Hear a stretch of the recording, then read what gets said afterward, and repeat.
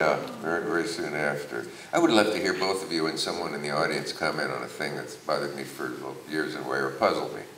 On one of the shows, Groucho talks about the musical Hair, which had just opened then. Now the $8 in this will sound out of place, but just forget that I said that. I said, Groucho, are you going to see Hair? And it was the first big nudity on Broadway. And he said, oh, I was going to see it, but you know, maybe I'm a Victorian, but I'm sort of shocked by vulgarity. And this is funny coming from a man who was such a master of the double entendre and the single entendre. And yet at other times he claimed to be prudish. Anyway, I asked him if he was going to go see it, and he said I was going to go, but at my hotel that night I looked at myself naked in the mirror and saved $8. He went to a sneak preview one night with Victor Mature and some gal, I don't know, and they wanted to, you know, see audience reaction. And as he was coming out, somebody came up to him, I guess a reporter, and said, well, what did you think of it, Mr. Marx?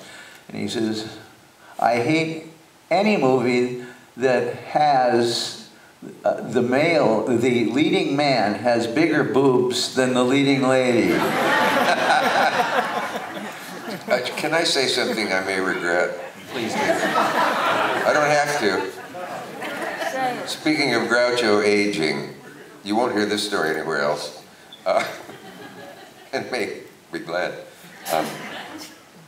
Whenever the door of the Sherry Netherlands closed where I'd been visiting Groucho in his suite, and he said goodbye, I always thought this is the last time I'll ever see him. And this went on for years and never proved to be true for quite a while. But one time, I called him the day after he had flown back to California, and he sounded like a dead man. And in fact, I had to say when he answered, Groucho?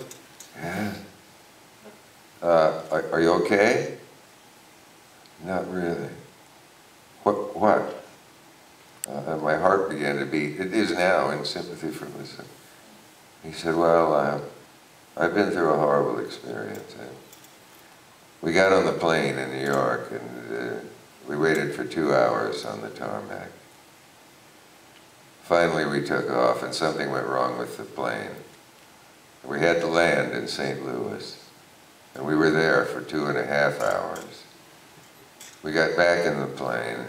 By this time, they had to take sharp instruments away from me. LA was fogged in, and they sent us to San Francisco. And San Francisco was fogged in.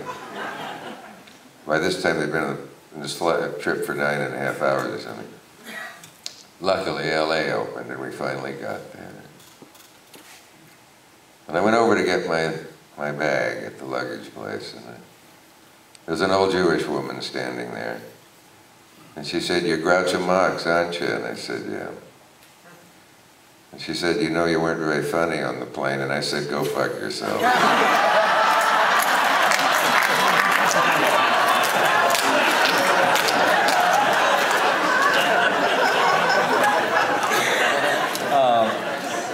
For those of you who don't know, we're taking this show on the road. Tomorrow in San Francisco, we'll be doing this again at 7 p.m. at the Clay Theater, so tell your friends about that. And also... We'll come back, we'll try to have all new stuff. We'll have all new questions. Everything. In a completely different... I'd like to ask one question. Sure. How come that Mort Saul got bigger applause than we did? I was just going to say, in closing, what's wrong with this picture? 3 of us are on the stage and Mort Saul's in the audience. Thank you so much. This has been a dream come true and a great honor for us to have you both here, so thank you very much.